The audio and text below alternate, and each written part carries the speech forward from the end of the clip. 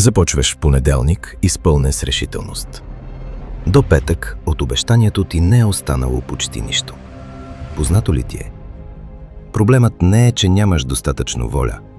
Проблемът е, че разчиташ на волята там, където ти е нужна система. В това видео ще разбереш как да изградиш самодисциплина, която работи дори когато си уморен, разсеян и напълно лишен от мотивация. Издателство Надграждам представя как да изградим самодисциплина, пълното ръководство, което работи и след първата седмица.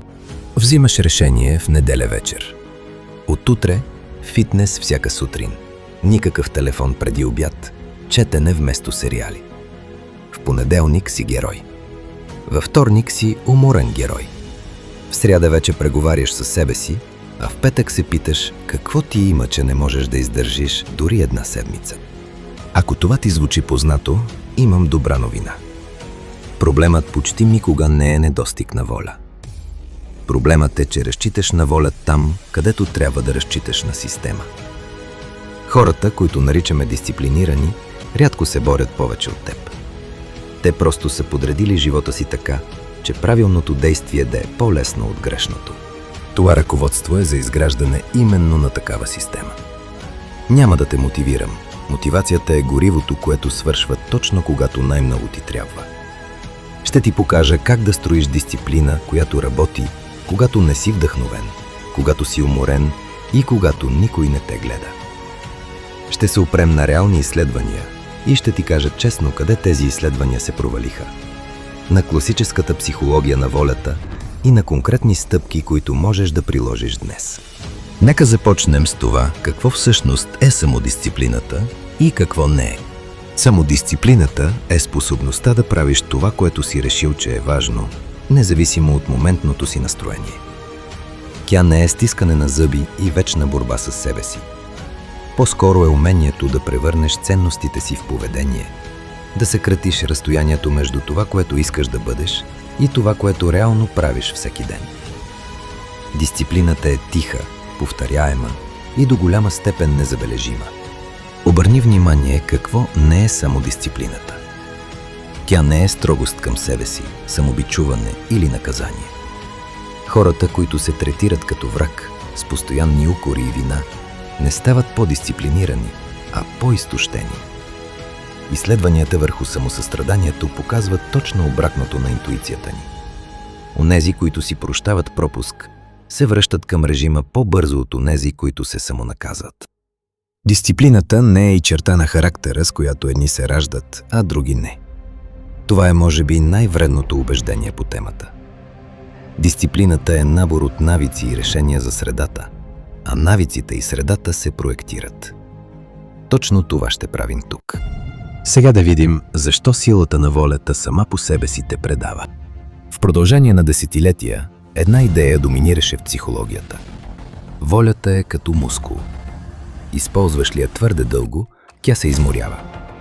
Роналд Баумайстер направи известни експерименти, в които хора, устояли на изкушение, например купа бисквити пред тях, после се отказваха по-бързо от трудна задача. Нарекоха ефекта изчерпване на егото. Идеята, че самоконтролът черпи от ограничен резервоар, който се изпразва през деня. Тази теория обясняваше защо се предаваме вечер, а не сутрин. И защо след тежък ден посягаме към хладилника. Звучеше логично. Имаше един проблем. Когато през 2016 година над 20 лаборатории по света се опитаха да повторят класическия експеримент в мащабно съвместно изследване, ефектът до голяма степен изчезна. Изчерпването на егото се оказа много по-крехко и спорно, отколкото се смяташе. Изследването и дебатът около него са добре документирани. Какъв е изводът за теб? Не, че волята е неизчерпаема, а че не можеш да разчиташ на нея като на надежден ресурс. Работата на психолога Карл Дуек и колегите й добави важен нюанс. Хората, които вярват, че волята им се изчерпва, наистина се предават по-бързо. Онези, които не вярват в това, издържат. С други думи, част от умората на волята е убеждение, а не физика. Практическото заключение е освобождаващо. Щом волята е ненадежден ресурс, Глупаво е да строиш живота си върху нея. Умният ход е да я използваш пестеливо, само за да поставиш системата, която после ще работи вместо теб. Точно за това дисциплинираните хора изглеждат сякаш не се напрягат. Те са инвестирали малкото си воля в проектиране на среда и навици, а не я харчат всеки ден на дребно. Ако искаш да разбереш по-дълбоко как работи волята и може ли изобщо да се тренира, това е тема, която разглеждам отделно в статията за силата на волята и дали тя може да се тренира. Да поговорим за мита за 21 дни и колко време наистина отнема да изградиш навик. Сигурно си чувал, че навик се изгражда за 21 дни. Това число няма научна основа. Той идва от наблюдение на пластичен хирург от 60-те години, който забелязал, че на пациентите му трябват около 3 седмици да свикнат с новия си образ. Оттам митът заживял свой живот. Истинският отговор дойде от изследване на Филипа Лали и колегите й от Университетския колеж в Лондон, публикувано през 2010 година. Те проследили 96 души, 82 с използваеми данни, които всеки ден въвеждали по едно ново действие.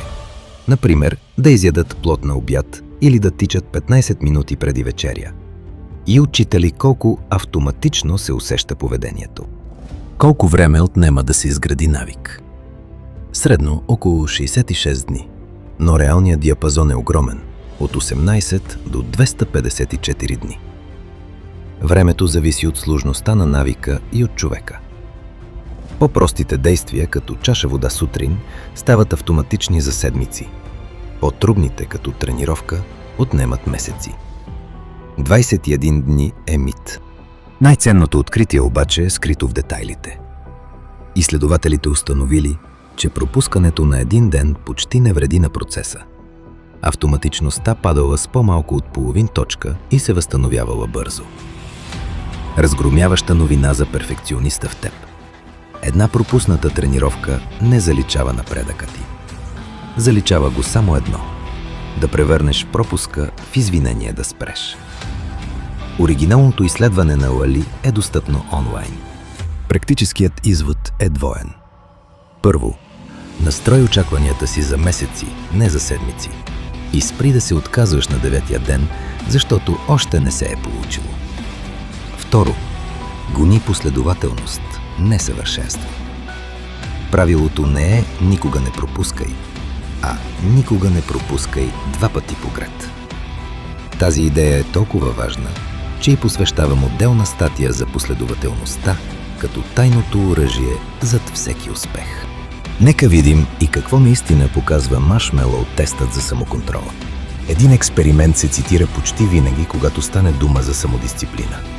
Известният маршмелоу тест на Уолтер Мишел от Станфорд. На 4-годишни деца давали едно блокче маршмелоу с уговорката: ако изчакат няколко минути без да го изядат, ще получат второ. Десетилетия по-късно Мишел твърди, че децата, които издържали, имали по-високи резултати на изпити, по-добро справяне с стреса и по-нисък индекс на телесна маса като възрастни. Изводът, който всички запомнихме, беше опияняващо прост. Самоконтролът в детството предопределя успеха в живота. Има само един проблем. Когато през 2018 година екип на Тайлър Уотс, Грег Дънкан и Хаунан Куан повтори изследването върху много по-голяма и по-представителна извадка, картината се промени. Връзката между отлагането на удоволствието и по-късните резултати се оказа доста по-слаба. И което е решаващо, след като изследователите отчели семейния произход и социално-икономическото положение, статистическата значимост на връзката до голяма степен изчезнала. С прости думи, детето, което изчаква второто маршмелоу, често го прави не защото има свръхестествен самоконтрол, а защото расте в среда, в която обещанията се спазват и утрешният ден е предвидим. Дисциплината не се ражда в безвъздушно пространство. Тя се храни от стабилност, доверие и условия. Защо това е важно за теб като възрастен? Защото разбива мита, че или си роден с това нещо, или не си. Самоконтролът силно зависи от контекста. Промениш ли контекста, храна пред очите ти или скрита в шкафа, телефон на бюрото или в другата стая, променяш и поведението, без да си станал по-волеви. Именно за това първият и най-мощен лост за дисциплина не е вътре в главата ти, а около теб. Разгръщам темата в статията за самоконтрола и как да управляваме импулсите си. Сега да построим системата. 7 стълба на устойчивата самодисциплина. До тук развенчахме 3 мита. Че волята е неизчерпаема, че навик се гради за 21 дни и че дисциплината е вроден дар. Сега да построим нещо на тяхно място. Ето 7 принципа, върху които стъпва дисциплина, издържаща и след първата седмица. Първи принцип. Проектирай средата, вместо да разчиташ на воля. Средата побеждава намерението почти всеки път. Ако телефонът е на нощното шкарче, ще го вземеш сутрин, не защото си слаб, а защото е там. Ако маратонките са до леглото, шансът да тичаш скача. Дисциплинираните хора не са по-устойчиви на изкушения. Те просто са отстранили изкушенията от зрителното си поле. Направи 2 неща. Увеличи триенето за лошите действия. Излез от акаунтите в социалните мрежи, скри нездравословната храна, остави телефона в друга стая. И намали триенето за добрите. Приготви дрехите за спорт от вечерта. Дръж книгата отворена на бюрото. Всяка секунда усилие, която премахваш от полезното действие, е глас в твоя полза. Същият принцип на разчистена среда е ключов и за вниманието. Разгръщам го в статията за това как да подобрим фокуса и концентрацията. Втори принцип. Смали действието до нелепо малко. Най-честата грешка е да започнеш прекалено голямо. Отутре по 1 час медитация се проваля, защото изисква твърде много воля наведнъж. Смали действието толкова, че да е почти невъзможно да го пропуснеш. 1 минута медитация, 1 страница четене, 1 лицева опора. Целта в началото не е резултат, а гласуване за нова идентичност. Доказателство, че си човек, който прави това нещо. Малкото действие има скрито предимство. То надхитрява съпротивата. Мозъкът се бунтува срещу тренировка, но не и срещу обуй маратонките. А след като си ги обул, обикновено тръгваш. Как точно се проектира такъв навик от спусъка до наградата, разграждам подробно в статията за това как се изграждат навици и защо волята не стига. Трети принцип. Закачи новото за нещо, което вече правиш. Не строй навика във въздуха. Закачи го за съществуваща котва. Формулата е проста. След като направиш вече съществуващ навик, ще направиш новия навик. След като си направя кафето, ще запиша 3 задачи за деня.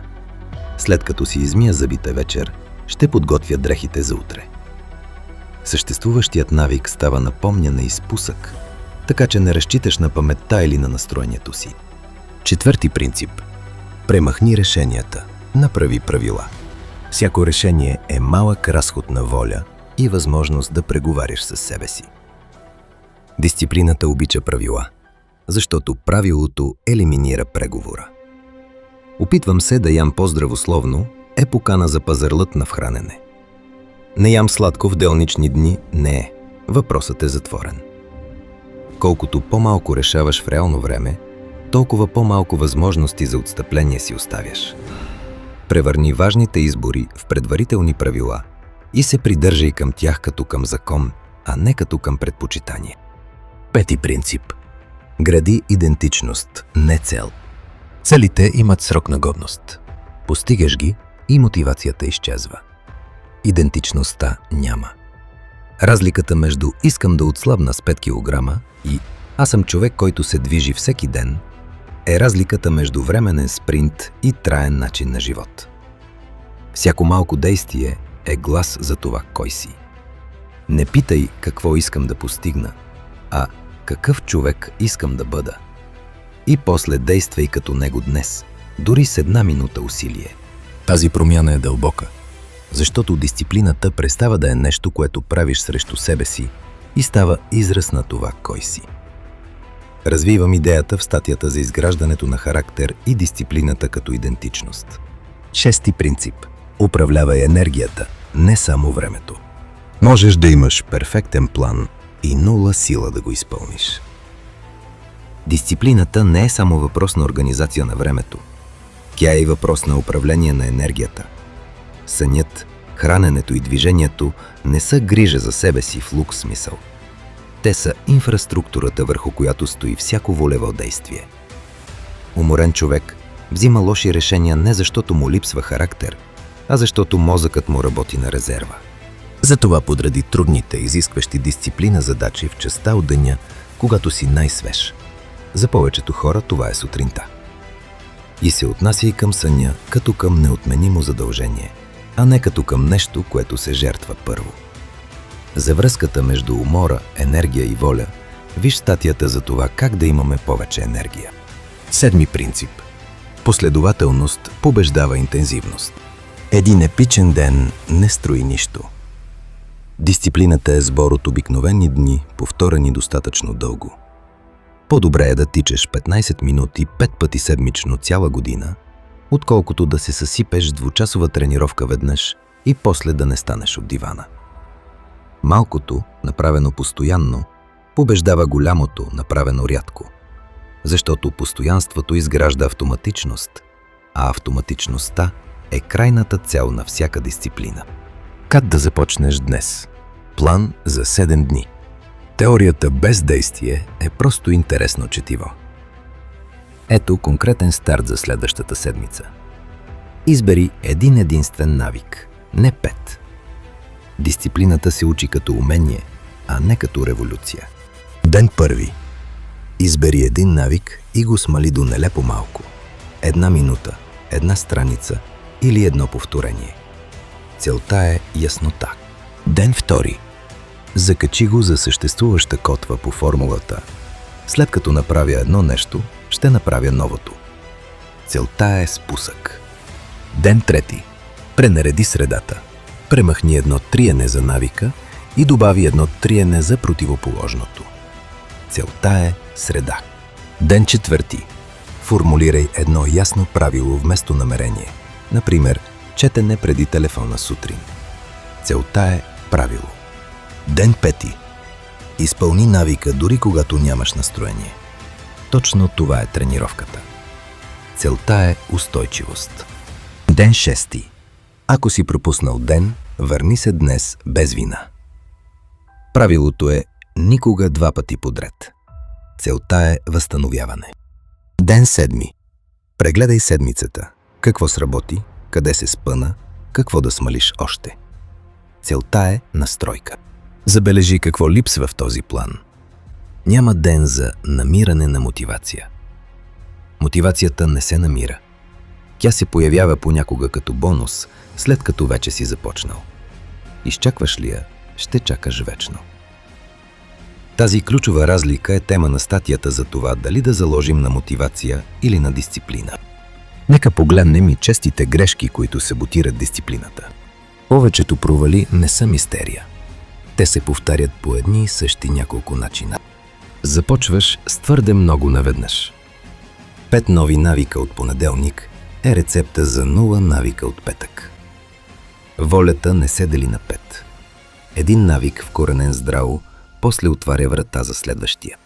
Гониш съвършенство и наказваш пропуска. Един пропуснат ден е статистически шум. Реакцията ти към него не е. Хората, които се самобичуват след издънка, се отказват. Тези, които си прощават и продължават, остават. Бъди строг към системата, мек към себе си. Разчиташ на усещане вместо на структура. Ще го направя като ми се прииска, означава няма да го направя. Структурата, час, място, спусък, правило е това, което носи, когато усещането отсъства. Бъркаш заетост с дисциплина. Да си заед по цял ден не е същото като да си дисциплиниран. Дисциплината е да правиш важното, не просто много неща. Понякога най-дисциплинираният ход е да откажеш, да спреш и да си починеш. За разликата между заетост и истинска продуктивност, виж статията за управлението на времето и как да постигаш повече без повече работа. Отлагаш старта до подходящия момент. Идеалният понеделник, началото на месеца, след празниците. Това са начини да не започнеш днес. прокрастинацията обича бъдещето. Ако това е твоята слабост, посвещавам и цяла статия за това как да спрем да отлагаме. Сега няколко често задавани въпроса. Може ли самодисциплината да се тренира? Да. Самодисциплината не е вроден дар, а умение, което се развива с практика и с правилна среда. Тя се засилва не когато се напрягаш до краен предел, а когато поставяш малки, повторяеми действия и намаляваш нуждата от воля чрез навици и структура. Колкото повече печелиш малки битки, толкова по-лесни стават следващите. Каква е разликата между мотивация и дисциплина? Мотивацията е емоция. Идва и си отива. Зависи от настроението и обстоятелствата. Дисциплината е поведение. Правиш го независимо дали ти се иска. Мотивацията може да те стартира, но само дисциплината те носи през дните, в които няма вдъхновение. Затова не гради живота си върху мотивация. Гради го върху навици, които работят и без нея. Защо губя дисциплина след няколко дни? Почти винаги по 3 причини. Започнал си твърде голямо, разчиташ на воля вместо на система Или си превърнал първия пропуск в извинение да спреш. Смали действието. Пренареди средата така, че правилното да е по-лесно. И приложи правилото никога 2 пъти подред. Спадът след няколко дни не е провал на характера. Той е сигнал, че системата има нужда от донастройка. Самодисциплина и сила на волята едно и също ли са? Свързани са, но не са тъждествени. Силата на волята е моментният ресурс, който харчиш, за да устоиш на изкушение или да започнеш нещо трудно. Самодисциплината е трайната способност да действаш според ценностите си. Тя използва волята пестеливо и я замества с навици и среда. Волята е горивото. Дисциплината е двигателят, който накрая работи почти без гориво. И накрая обобщение и следваща стъпка. Ако трябва да запомниш едно нещо от този текст, нека е това. Дисциплината не е борба с себе си, а добре подредена система, която прави правилното действие по-лесно от грешното. Волята е ненадежден ресурс.